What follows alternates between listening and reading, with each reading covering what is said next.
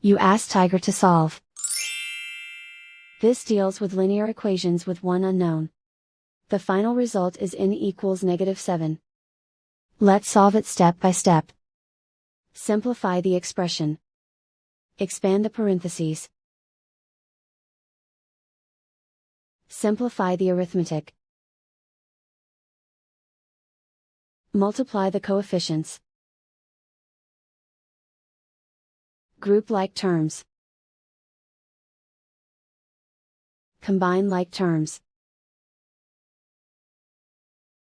Group all constants on the right side of the equation.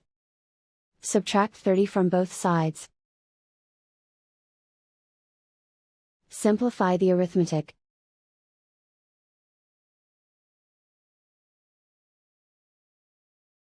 Isolate the n. Divide both sides by -13. Cancel out the negatives. Simplify the fraction. Move the negative sign from the denominator to the numerator.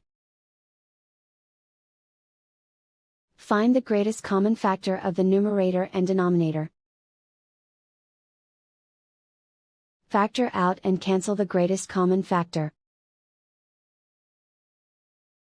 And so the final result is n equals -7.